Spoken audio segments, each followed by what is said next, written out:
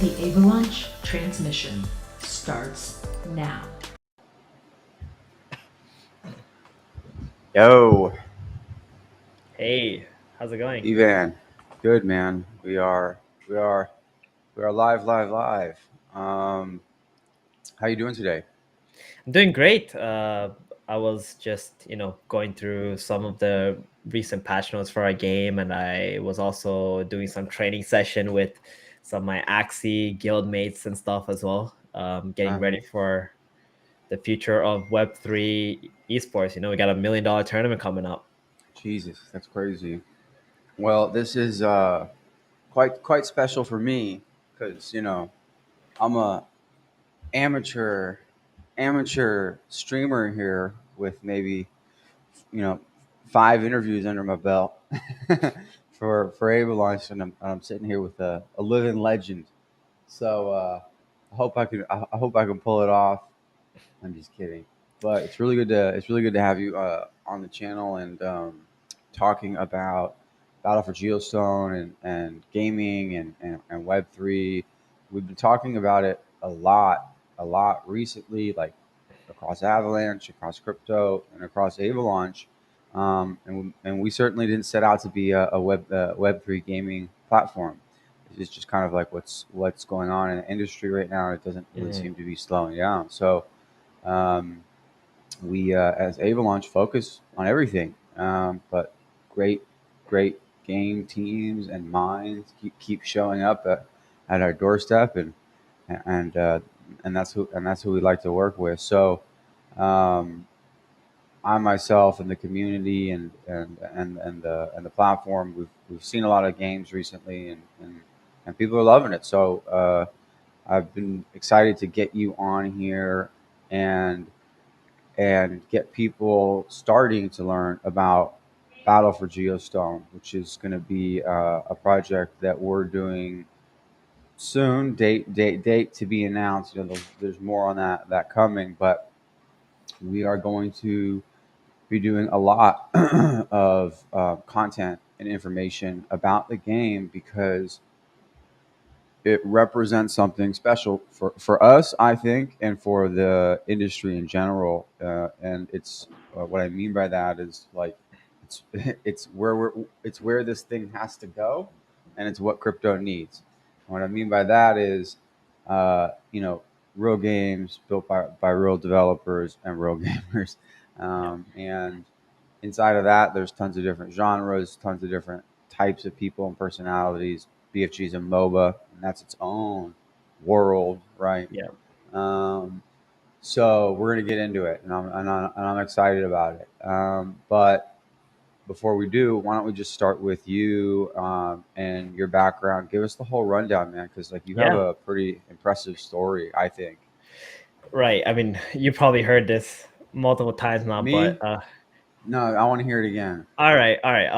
So my journey started out like 15 years ago with Warcraft 3, Dota 1.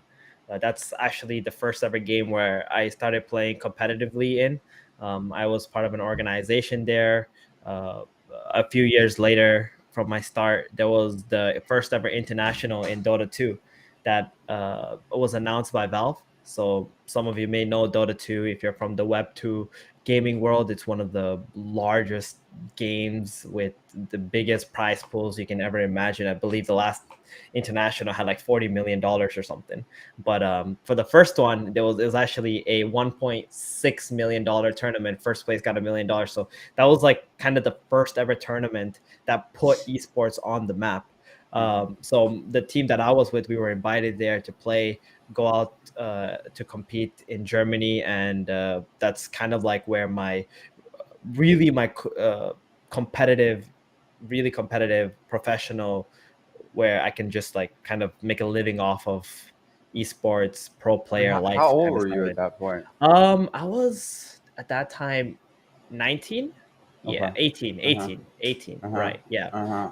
And you So have that been playing like at the competitive level for a while before that. Yeah, right. I was playing for like 2 years, maybe even before that at competitive level. I started playing Dota 1 probably when I was like 14, 15 years old, Yeah. when I And was in how'd you high find school. it? Yeah, it was just from Warcraft 3. It was actually like this custom game from Warcraft 3. Everybody sort of played Warcraft or StarCraft back in the day if you're like a gamer. And this was kind of a custom map that was made, and more people played that game near the end of like Warcraft than they did Uh-huh. actual Warcraft. Oh, really? I didn't know that. Damn, Yeah. And that's that's when crazy. I think Blizzard even had an opportunity to take on Dota. Like there's Ice Frog. He's pretty much the one who like balances Dota and has been creating the game for some time now. When they had the opportunity, Blizzard had the opportunity to take Ice Frog on and make Dota like one of their Blizzard games. It didn't end up working out, and Valve ended up taking up that contract, and you know they pretty much ran away with Dota since then. Damn. Yeah, it's been Um, huge. So okay. yeah, I mean, I guess like I'll just like give the remaining rundown of I you know want the long one. yeah. So my journey started there, and since then I've like competed in multiple different internationals. I've won many different titles in Dota. Haven't really been able to get that international window, unfortunately. Sorry, the international. I have Still one chasing other. it. Yeah, I mean, not really. At this point, I'm already retired from the game. But during that time frame of like the 10 years, I participated in many internationals. I've won many other like minors, majors, um, different tournaments. I've been a coach. I've been an analyst. I've done broadcasting work, streaming for the game, and so on. And most recently, I settled down, had a family and whatnot. So I decided that maybe it's time for me to take a step back from the Dota 2 world. And I really wanted to like kind of get involved with crypto. And that's when, I found Axie last year. Axie was kind of like booming at that point, and I had like a really Mhm. close friend, Andrew. He actually works with the team there, who was also part of Dota 2 and then moved on to Axie to Okay. work for Sky Mavis. He told me about the game, and I really got involved with it. Okay. And at that point, me being the competitor that I am, I really like started to compete in Axie. And Most what was your recent, first impression of it? Like when your buddy introduced you right. to it? It was very intriguing to me because there was so much money in like the game. Like Uh I huh. didn't understand that aspect because like it's crypto, everybody owns their own stuff and like you can sell it and it's all about like the supply and demand. Where I come from Dota, where you don't really have anything to sell apart from cosmetics, and even if you do sell it, you're like selling on the Steam marketplace, and Uh it's huh. kind of like illegal for you to be able to take your money out in some ways, like by selling it for like dollars, sort of say. It was very like weird at first, but the more I understood it, the more I realized how amazing it was. Yeah. Just this opportunity to like be able to transfer your hard earned time spent, the skills, whatever it is that you made with that, and be able to transfer to another player if so they wish to buy it from you. Right. So that was like super cool, and the game itself I thought was really fun, strategic. So they had like all those key elements that made me uh, want to stick around. Like I came because I wanted to figure out what crypto was and how it fit with Web3 gaming, but I stayed because of the gameplay later on. So, and I became quite competitive in the game. And some of you may know, if you're an Axie player, in season 20, just a couple months back, I actually won the whole season. At that time, I think at their peak, they had like 3 million daily active users, something close to that amount, which was pretty insane for a Yeah. Web3 game.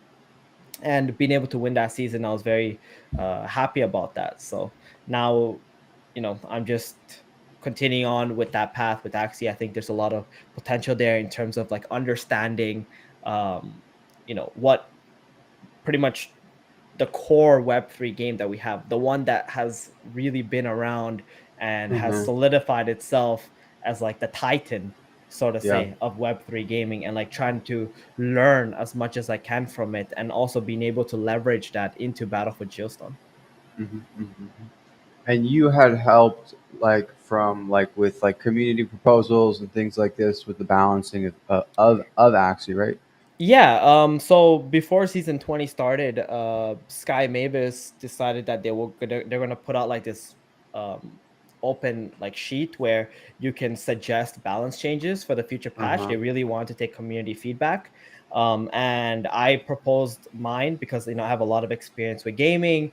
I even, had some chats with Ice Frog in the past for Dota in terms of balancing and stuff. So I gave it a shot, and they ended up using close to 80 to 90% of my suggestions, and it was really it was awesome to see that. And what was Hmm. even more awesome was when the feedback from the Axie community was so positive towards the patch. Most of the individuals called it the most balanced patch there has been. And funny enough, we are actually on the same patch till now.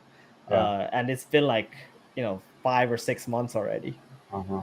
See, this is okay. So this is something that I think is really interesting, because this gets into like the really more sophisticated, kind of like headier academic part of gaming and GameFi, which I think is kind of where you really have to go to move this stuff forward. Mhm. And you're talking about things like um, game balancing and it being the most successful version of the game, etc., etc., etc. So, uh, two things that I think are like maybe helpful here to understand when you talk about game balancing. Like, what does that mean? Mhm. Well, And I'll let you just sort of talk for a while. And when you played Axie, what did you feel? What was like? What stood out to you as wrong, right? mhm. And why did your solution feel like the remedy? Right. So game balancing is about creating the most essentially like fun, but a game where there isn't one thing that's going to constantly dominate everything. So you want to find a balance where everything that's available to you can be usable in some certain way, or at least like you try to get it as close to that as possible, because it's not Uh-huh. really like if you have 1 to 100, let's say, heroes or abilities or whatever, it's always going to be impossible to make all 100 abilities playable, because there's going to be like certain ones, the combination of certain ones that's going to be a little bit more optimal. Right. So it's always a difficult task to do, but it's a very important task to do to create a fun gaming experience. And whenever you want a game to be successful, that is always going to be the most important thing, is to have a fun game. And that's where like game balancing comes into effect. Mm-hmm. In terms of my suggestions versus what they had, it was more about my approach to the matter, like how I wanted to balance the game. They've always had different balancing after every season, but perhaps their approach was a little bit off in terms of when something was too strong, they over nerfed it, or when something was too weak, they over buffed it. So using my game experience and playing at the highest level, understanding how everything kind of fits together in a puzzle, I can realize much quicker, okay, these numbers need to be toned down by this much, or this numbers need to be buffed by this much, and not like a more specific amount than over buffing or over nerfing Mm-hmm. things. Mm-hmm. Yeah, yeah, yeah. Makes sense. And so it's like it's really just fine tuning all of those variables to make Yeah. an experience that's like challenging, not too challenging, fun, not Mhm. impossible. Like depending on what the variables within the game are, right? Yeah, yeah, and it's Um, actually probably the most important or difficult part, I would say, of any game. I would Most, think yeah, yeah. both, right? You know, the most difficult, most important part, right? If you get Mhm. that wrong, it's like, well, that's you're fucked. Exactly. A lot of people, I think creating abilities and the cool effects and all that, like anyone can really come up with that. But trying to find a balance where there isn't one thing or a couple of things that are constantly going to dominate, and like Yeah, trying to get as much variety as possible, is yeah. where I feel most people have the enjoyment, and the competitiveness can really come out, because it doesn't get stale so quickly. Hmm. Hmm. Hmm. So we're gonna get into Battle for Geostone, but I want to talk a little bit more just about your experience in gaming and the industry, like because it's really relevant. And I think Web3 gaming is still very much in its infancy, Yeah, and has definitely. a lot of growing and evolving to do. And I think people like you, coming over and stepping in and starting to participate are a big part of that, like evolution. Like that's just that story, right? And so what stood out to me when you were talking about finding Axie and like enjoying it, is like there's kind of this well-known hate sort of between like traditional gamers and Web3 gamers, right? Hmm. Dota players and like everyone else. And I actually don't. In theory, I understand it. On paper, I understand it. But could you talk a little bit about why you think that exists and Right, why you didn't experience that and you actually just were like, hey, this right. is fun. Yeah. The most important thing, or why I believe so, is because everybody's scared of change, right? No one wants to be left behind. So whenever there's something that comes in that's like completely new, that you don't really comprehend, and it's like a threat to what is already comfortable for you, people are gonna react negatively to that. So when they saw, Axie or NFT gaming and all this stuff, and there's like this asset ownership and all this, and they've been Hmm. used to like 10, 15, 20 years of like this centralized like control by this one, entity, and all the money goes to this one entity. Like that's what they're used to. Now you have this new thing. It's like they can't comprehend it so quickly. Right. um where someone like me, I'm very open-minded to anything, to be honest, as because that intrigues me, right? When something new shows up, that intrigues me, that makes me wonder, okay, what is this? How can I, understand this? How can I leverage this? How can I enjoy this new knowledge that Hmm. I can, accumulate? Yep. So that's where I feel like the separation is between, Web 2 players getting into Web 3 and understanding it. I do very strongly believe that you give it enough time, people will slowly but Yeah. surely, find their way. Right. And I think that a game like Battle for Geostone is actually going to help in some of this, and we'll get into Mhm. why that is. Um, but yeah, I mean, it'll change. I think there's always sort of like the old school, the new school. Everyone's like, oh, this isn't the Yeah. pure form, and just like it happens with everything. It Mhm. literally everything happens that way. You pick something, anything, and like there's the old school that's like, oh, it's not the pure form of it.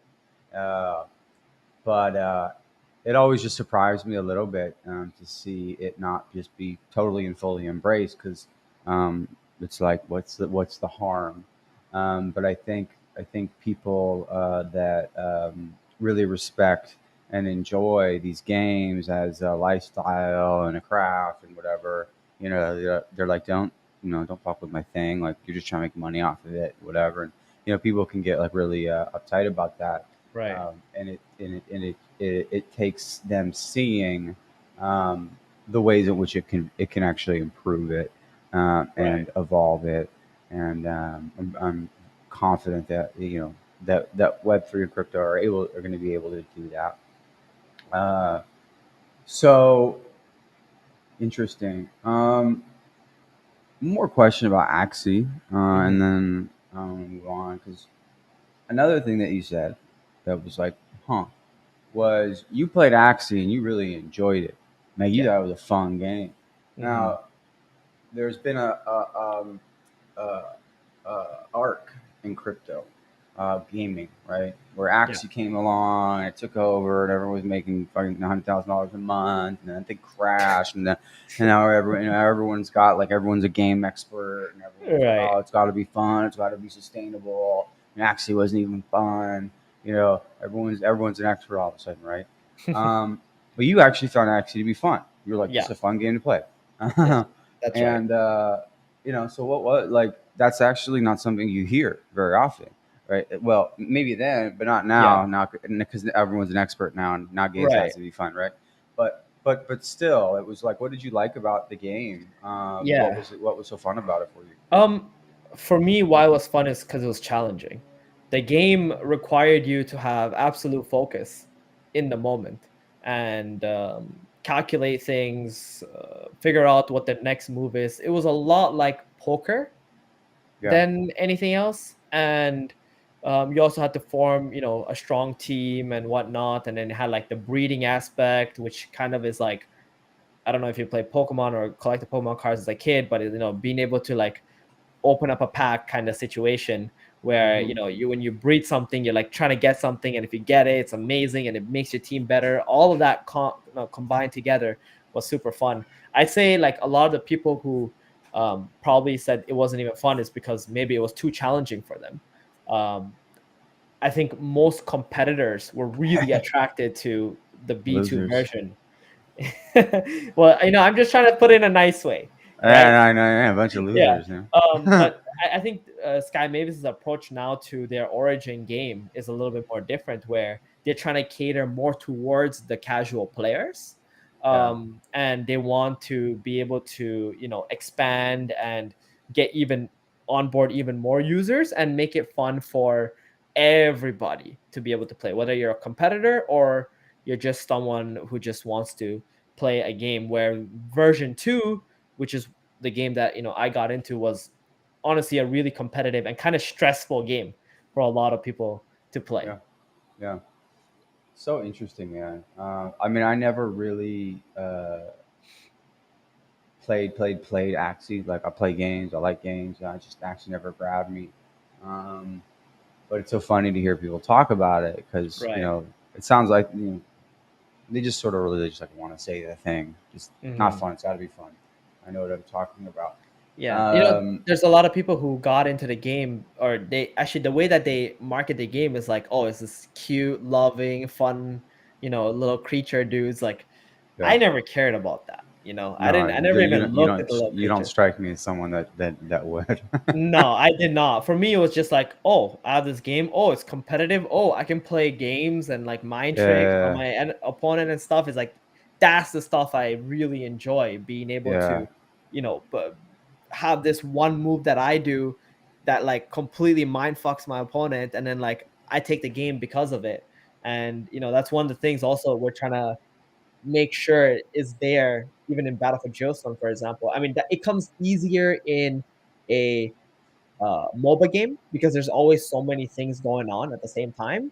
Where in a card game that's kind of difficult to attain, but um, V2 had that element. yeah, yeah. I always thought it was fun. I don't even know if it's true.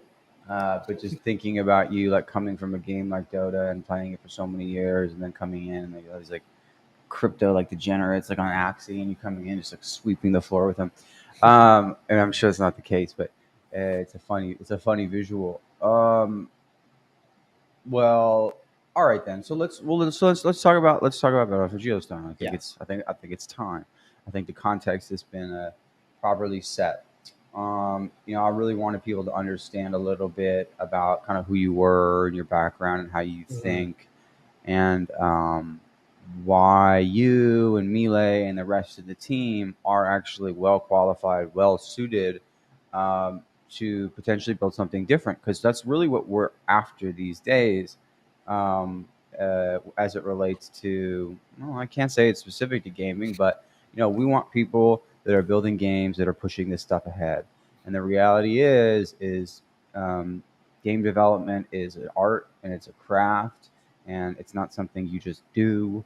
And the people that know games and have built games and have bled and balanced games, like these are the people you want building games.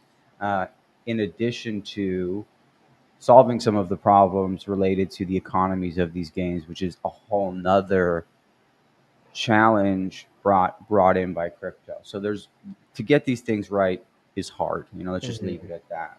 So you need very, very, very experienced people to have any chance at all, I think, of Right. having a lasting, enduring, fun game. For sure. Which brings us to Battle for Geostone. So Where to start? Well, why don't you just kind of tell me the background there, how you got involved, and what Battle for Hmm. Geostone is.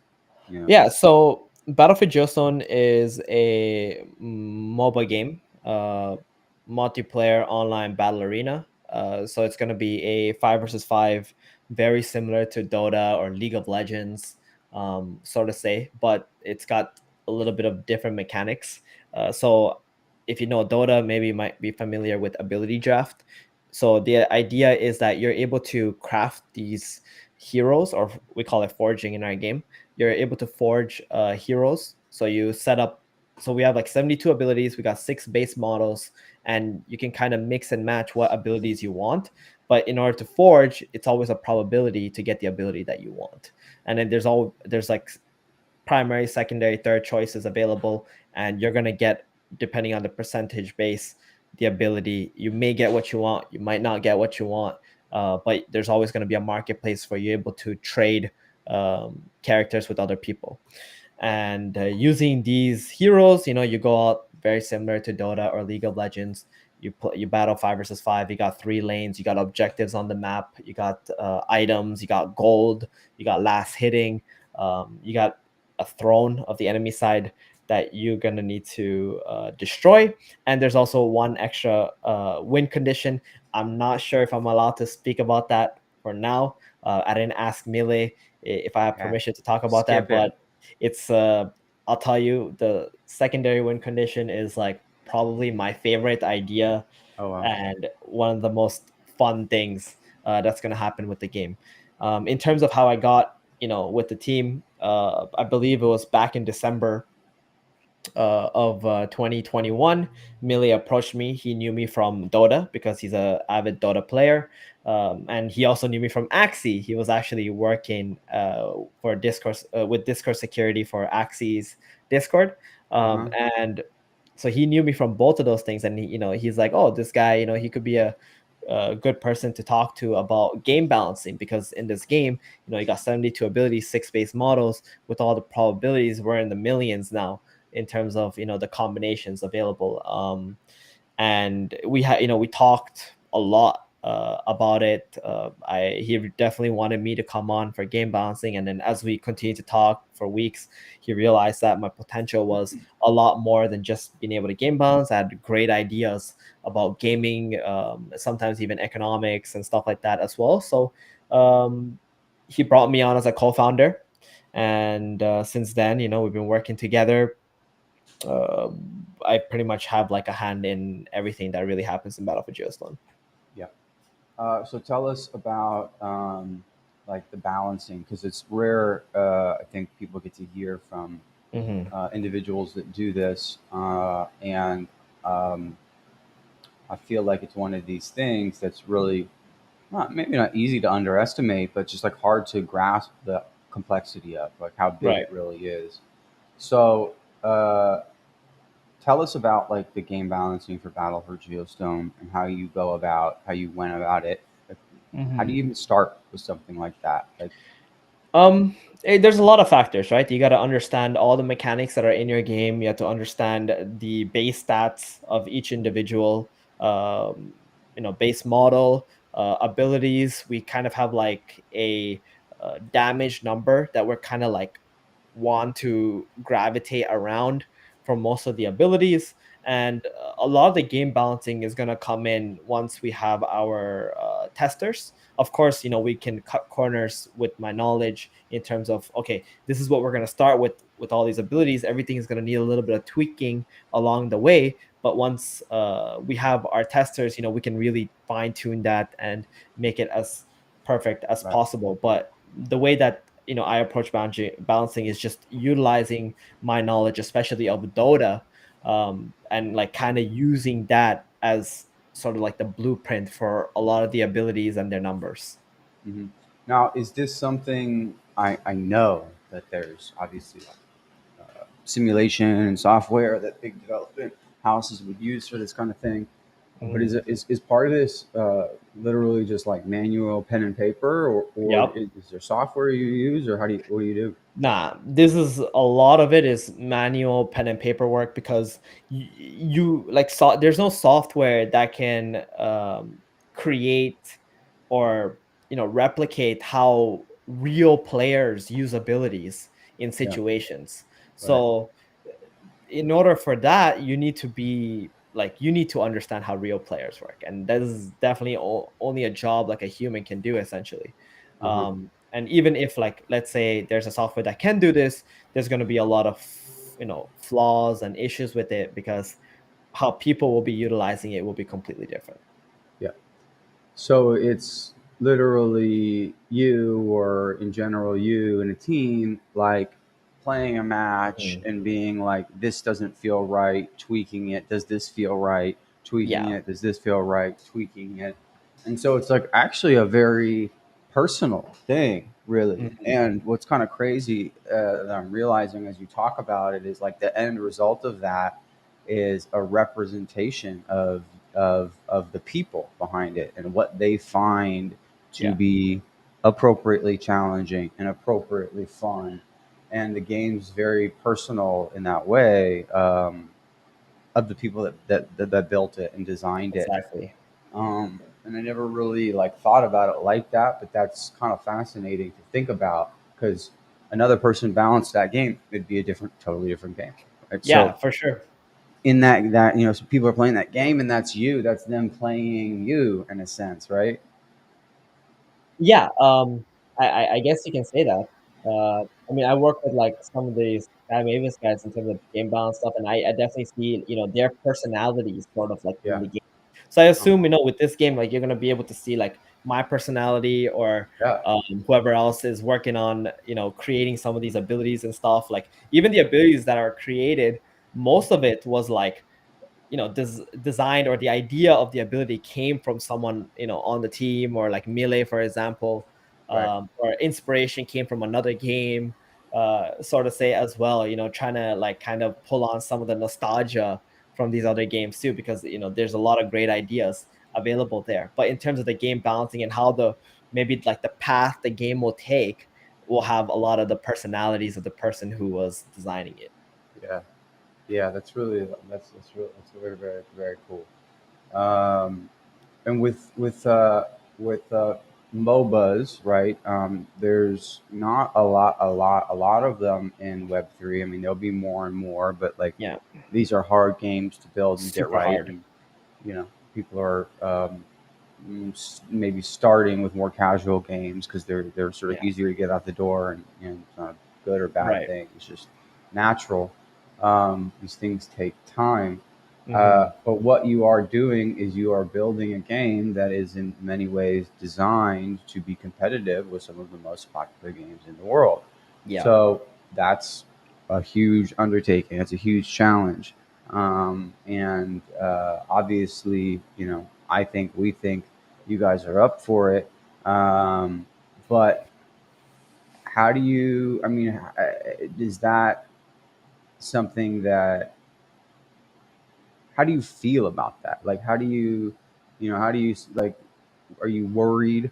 Are you like, is this going to be good enough? Because you have like this long history Hmm. and respect in these other games, and these are huge cultures and communities. So I would think that it's very important to you to build Right. a good game, right? Yeah. I for sure, no doubt about it. I mean, once we have like the testing with multiple players and everything, like I'm gonna be so immersed in it. I'm gonna be like just like one of the other players that like I think when I get into that mode where I'm like 1,000% immersed into a game and the playing and all that stuff, like that's when I'm at my peak in terms of balancing and everything and all that, and creating the most fun game possible and understanding the perspective of not only the players at the top but also the players who are starting out at the bottom or like in the middle or anywhere in between. Essentially, I think that's like one of my talents is like being able to have that level of empathy towards all these different variety of players and gamers that are going to be in the ecosystem.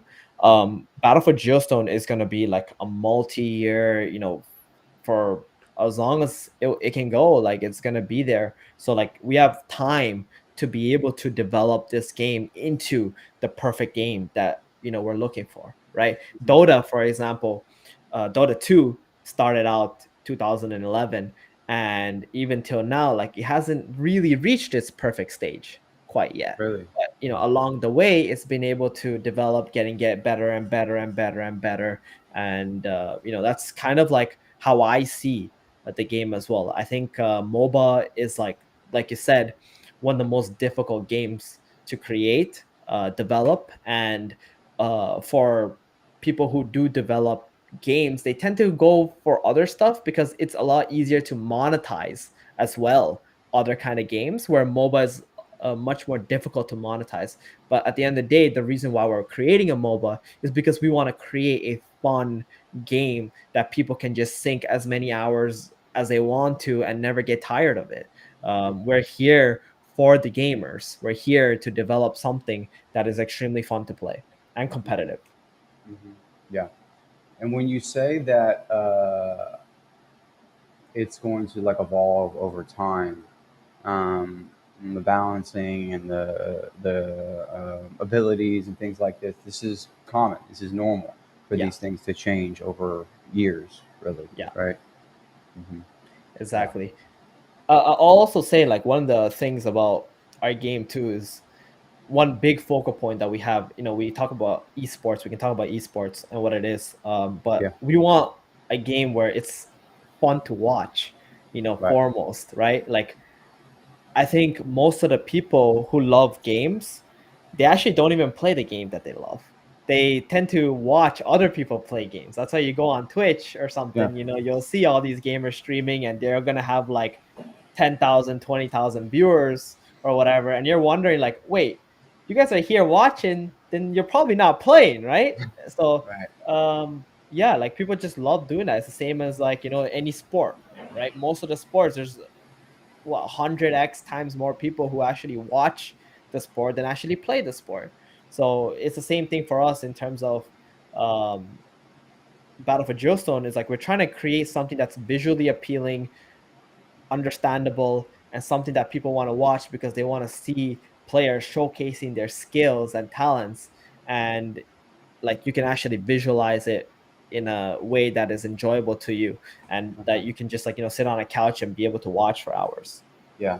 That's hard. I mean, the like rise of game streaming and Twitch and people just watching games as literal entertainment. That's a huge industry and something that I don't particularly do personally, but I get it. There's lots of things I don't do. I don't do Yeah. much besides this. But it's Battle for Geostone is designed and meant to be a competitive esport title, and that's something else we should talk about because you guys have not only in a background participating, being competitive, winning these kinds of competitions. Mila, your co-founder, has a background in actually facilitating, organizing, and putting on these very large competitions over the past however many years. And so you guys were doing the things already, that any like big crypto MOBA would want to have done for the past however many years. And the end goal here is to have Battle for Geostone, um, you know, hold the candle, compete with any other sort of huge esports title that people love to compete in and watch, right? Yeah. And that is crazy and huge. And so, why is that esport competitive component outside of, you know, games should be fun to watch, games should be fun to play? You used to be a competitive esports player, still are. Like, why is it important that this is a competitive esports title? I mean, number one, it's entertainment, and number two, I think any fun game, there's gonna be people who are gonna want to compete. right? You know, I'm sure you've had like a group of friends, even you're playing like Scrabble or Yeah. whatever game that you'll play. There's always that one or two guy who's gonna be like, I gotta win, you know, I gotta try my absolute best, right? Right. And like that's why we want to cater to everybody. That's when we say we have a fun game, because when you have a fun game, everyone is gonna enjoy. But the esports aspect is gonna bring out, you know, the people who are gonna be kind of like at the top, who are gonna be cornerstones of our game. Because at the end of the day, when someone starts playing a game, they want to learn, they want to know how to become better, they want to figure out, okay, I have this hero, now what? Right? So sometimes instead of being able to just like go out and play and like learn on your own, sometimes people don't have the time for that. They want to learn from someone who's already better than they are. And the way to have that and be able to have people, you know, in your ecosystem who want to do that is by creating this like esports program, so to say, where you know people are going to want to compete. There's prizes, there's things to be won, and you know be able to create content for these things, because it's just going to be lucrative, or the incentives are going to be there for these individuals. So that's, I think, kind of creates the perfect game ecosystem when you have a game that could be that is going to be esports friendly and competitive. Uh-huh. And this like isn't like, pipe dream stuff. I mean, you guys have competitions planned, large Yeah, ones, yeah, large prize pools. This isn't like the kind of thing where you're just, sitting around, talking about what might be neat. yeah. This is a big part of the strategy and the Hmm. business development of the game, the go-to-market strategy. Like this Yeah, stuff's going to be happening, and I think exactly. people are going to be really surprised by it, honestly, because you just haven't seen it in crypto yet. Yeah, And so, like, we're as Avalaunch, like, so super like excited and just kind of honored to be a part of it because we have a deep belief in what you guys are doing, and we think it's gonna really shake things up. And yeah. that's the kind of stuff we'd like to participate in. And I don't think anyone's gonna see it coming, Hmm. because people like to write off things, and you saw this really quick rise and fall of games in crypto, and it becomes really easy to be like, "See, told you, that was stupid." Yeah, Um, but what I don't think people realize is, as fast as that happened, just as fast it drew in people like you and other people who are like, no, this is just the standards aren't high enough. There's a lot of potential here, and you just have to demand more from these games, for and sure. of course that takes time. Um, so when like Axie came out, like there was the craze, and we did a similar game with Pravada, and like we love those guys. Like Mhm. we supported them for similar reasons. They had like a vision about what they wanted to do with the game and their network that was just like, no one's going to see this coming, and I think it worked well. But at the same time, I didn't expect to be as personally taken by it, because of the examples of the earliest games. It just didn't interest me. But as I've been able to witness, um, smarter people, better developers, really, really experienced individuals like yourself turn their attention toward crypto, and then see people like you start to really innovate and come up with some pretty crazy ideas that wouldn't be possible without crypto. I just Yeah. get like more and more and more and more bullish on it. I'm like, oh shit, like Yeah. this is going to be real, and people don't quite get it yet. So, um, as Avalaunch, obviously we'll keep doing games, but we'll do whatever is worthwhile. And right now, it just happens to be a lot of games, but there'll Yeah. be other stuff too. There'll be DeFi, there'll be more NFT stuff. It's just the gaming just doesn't stop. And I think Mhm. that's a good thing for crypto in general because it's a huge inroad for adoption. And so that's the other thing is like, how do you get people playing this game? Um, eh, well, I think when you create something that is fun and attractive, especially visually, people will just come on their own. We have a huge, I wouldn't say like huge or something, but I would say like we have a pretty big player base in the Web3 world already right Yeah. now. And these guys are all hungry to try something that is legitimate, something Yep. that is really fun to play, Yep. and not another one of these like, Totally. oh, fixed on tokenomics.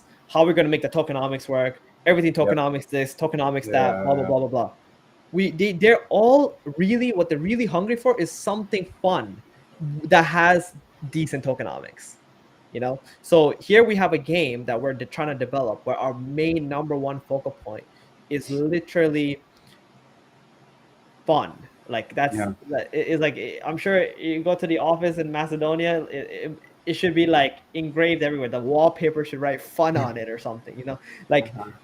this is what we want, something that people can sync, like that can trigger the emotions of the players, like whether that's happiness, sadness, anger, whatever it is, where like you just want to keep playing game after game.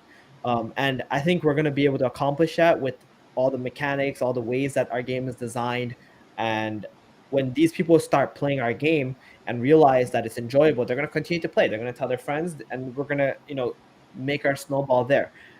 On top of that, we also have a lot of Web2 individuals who are interested in crypto, but they don't have the game that they want to try to, like have that bridge, so to say. For me, Axie was my bridge from Web2 to Web3 and crypto world, right?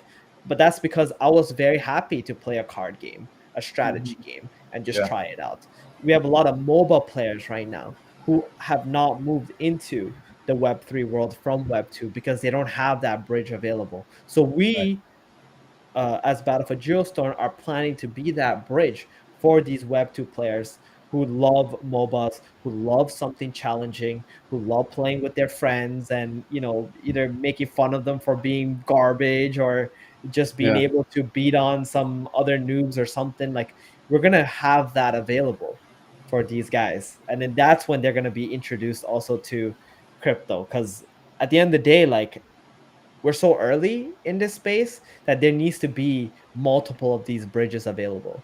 Yeah. Y'all are gonna be the red pill. And you're right, man. Like there's so many people who are here now excited about gaming and crypto and hungry Yeah. for fun game experiences. They're like they can't wait, and uh, the user base, you're right, it's like big and small at the same time, which Hmm. makes absolutely zero sense. But it's like it's not as big as traditional gaming, it's Yeah. not as small as you might think. And these people are ready to engage and spend and participate and be a part of a community, Yeah. types of communities that don't exist around other types of mediums necessarily. So they're hungry to get going, Yeah. and Uh, yeah, so let me give you a little perspective on something, like for example from the Axie community, right? So Axie started out as a game where it was, I wouldn't say like shield as a word, but more like it was kind of marketed as this play to earn, right? Where yeah, you can play and you make money. Obviously that was the wrong thing to do it that way, because it was also the reason why their economy collapsed, because of whatever the way that they marketed, and they attracted the wrong type of players into the game. Now, the players that came to this game mostly were from the Philippines, and in the Philippines, there's almost not a single like young individual who doesn't know what Dota is, for example. That's hmm, literally like their national game. Like well, Dota 1 and then Dota 2, they all love playing Dota. If you gave them the option, right? If they could do the same thing they do in Axie, but they had a MOBA game that they can do it in, if you gave them the option to choose the two, yeah, where do you think they would go? When yeah, one is literally the type of game that they've been like wanting, except that the system that they want to be a part of is just like kind of like in a card game right now. So right, there's a lot of people like that I know, especially the competitors yeah, from the Philippines that are playing in Axie right now. They uh-huh, all waiting for this MOBA to right, drop. You know, That's they interesting. yeah. Yeah, it's like they're playing it because they want to play something, but it's not their first choice. And Yeah, as soon as they're given what they really want, it's like then you'll really see what happens. exactly, Uh exactly. huh. And it's all a snowball effect from there, right? You know, you just got to get it going a little bit and everything will happen on its own. Like Dota 2, for example, Valve literally had almost zero marketing on this game. Even till this day, like you see League of Legends, you know, their direct competitor, they have a lot of stuff that they use to market their game. But Hmm. Valve's approach was like the complete opposite. They just, here's the game, here's the, you know, multi-million dollar tournament every year that provides a lot of entertainment for everybody, and they Yeah. just let people comment on its own. And Wow. we love like the model of, okay, you have a fun game, people are going to come, you know, and you just let the natural growth occur. Yeah. Well, certainly makes the marketing easier. Yeah, but we are definitely going to have our own marketing. You know, I don't really 100% agree with the way that Valve has been doing stuff. I think they should have been obviously, you know, supporting a little bit more for some of the people who have done a lot of things behind the scene, Yeah. especially. I think that's very important. Yeah. But you know, we will learn from them, right? Like the thing about Battlefield Geostone is we're always learning. Especially me, I'm always learning. Like one of the reasons why, you know, I'm doing Axie and learning from Axie. Sorry, I'm still doing Axie because I'm learning so much from Axie, Right. right? And I still Right. Right. a very fun, enjoyable game. But at the same time, you know, it is the titan of Web3, so there's a Right. lot to Like it get or from not. it. Yeah, like Yeah. it or not, there's a lot to learn from it. I'm Yeah. sorry if you hear some. You No, hear that in that's the all background? right. Can you hear that? Yeah, Oh, but sorry, it's just my it's fine. daughter. She's a one It's all year right. old. She's just Yeah. woke up from her nap, so my wife will So come and take care of her. But it's yeah, okay like to have children. yeah, it's okay, guys. It's actually the best thing that's ever happened to me. So I'm very happy That's awesome, man. about that. Yeah, I mean, I did have to stop playing Dota competitively because, you know, I was actually traveling a lot during that time. But I think settling down, and you know, it allowed me to pick up Axie, allowed me to pick up crypto, allowed me to learn all these other things that I Yeah. otherwise wouldn't have been able to. Yeah, see, and I don't know if this was always the case. It's certainly the case now. Mm, Probably wasn't the case in the beginning. But when you hear people talk about Web3 gaming, like Axie kind of naturally enters the conversation, and people just don't have good things to say, right? It's all about like how Axie fucked it up, and like in some ways that's not wrong, right? But I think it kind of misses the opportunity to do what you're doing, which is say maybe, but there's also so much in here to learn from. mhm. And I think it's a much more constructive, productive frame than just saying, "Ah, they did it wrong. I'm going to do it better." Inflation or sustainability, blah, blah, blah, blah. Yeah, You know what I mean? yeah, Like it kind of I think it reveals an inability to have a complete um, set of thinking around it. yeah, So very very cool. yeah. They, you Yeah, know what they say, right? Like pride, arrogance comes before the fall. So the moment that you think that, oh, they're shit, or you know, these guys messed everything up and that's it, and they just move on, like you're yeah, no longer evolving yourself. right, And that's the, especially as a game developer, the most important thing is that you're always keeping up and evolving, and you're also learning from others, and not thinking that what you can do is the best thing and that's it. yeah, Because there's always someone who's trying to out innovate you and always there to try to beat you at yeah, whatever you're doing. yeah, yeah, yeah, and yeah, and I'm not saying it's true, but it could be, and it wouldn't matter. There's still tons to take Yeah, and grow from, and so I think that perspective, that attitude, is gonna well, one really I think says a lot about what you guys are about, but it's gonna really really help you guys a lot. And this informal chat here is the first of many that we're going to be doing over the next couple of weeks here. Today we got into like your background, sort of some pretty high level stuff about the game.